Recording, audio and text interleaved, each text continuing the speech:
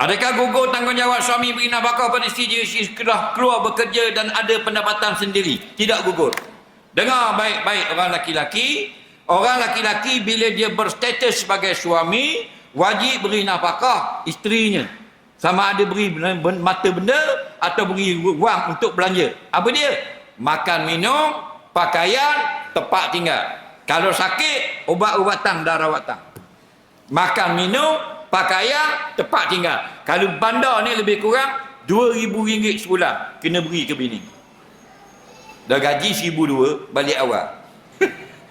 Kalau alik keluarga, alik basuh, alik jenaga lebih kurang RM1,000 sebulan. Belanja orang hulu. Kita bandar ni antara RM1,500 hingga RM2,000 sebulan. Ni zaman minyak diesel mahal. Ni turun masa nak mengundi. Faham tak lagi? Betul tak? Jadi kalau katakanlah kita ambil modal senang lah. RM2,000 sebulan. Wajib beri. Ada bulan, 2 bulan kita sengaja tak beri. Berdosa. Dan kira berhutang sampai kiamat. RM4,000 dengan bini kita. Bila tu kalau isteri kita kerja ada gaji dah, walaupun gaji besar pada laki wajib beri juga masalahnya nafkah tadi. Contoh, gaji bini dia besar sangat, RM80,000 sebulan. Bini dia kontraktor kelas A, buat stadium, buat jambatan. Betul tak? RM80,000 sebulan biasa saja. Kalau orang KL berjuta-juta sebulan pendapatan. Saya ada jumpa seorang perempuan, dia orang kaya. Dia ni suka mandi laut. Orang KL lah. Dia suka mandi patah lah. Dia mandi patah bukan mandi patah waktu buruk. Di Maldives. Pergi di Maldives, terbang saja RM3,000 pergi balik.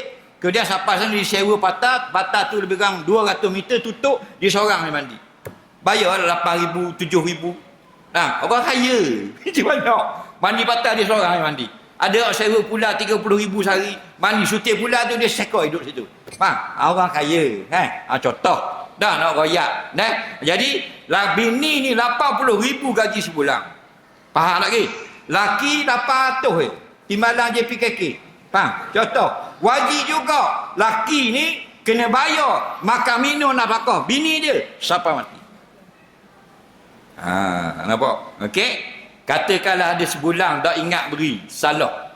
Jadi zimah, jadi hutang. Dah halal tak? Tidak halal. Bila halal, isteri melapaskan ucapan, saya halalkan yang abang hutang saya 1 bulan nafkah pada tahun 2019 hari itu. Baru jadi halal.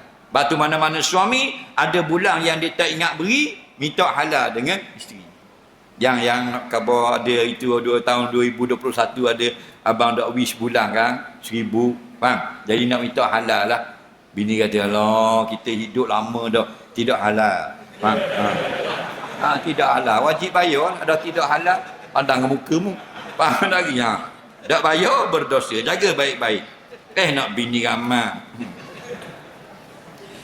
Mungkin jabat agama minta minta borang poligami saya. Diri borang saya. Lepas tu kat gaji dia tulis minimal RM9,000. Kalau nak nikah 2. Dah mu RM900 gaji. Nikah warna. Faham lagi? Nikah warna 2, lo dalam pun ikat ke dawar. Faham?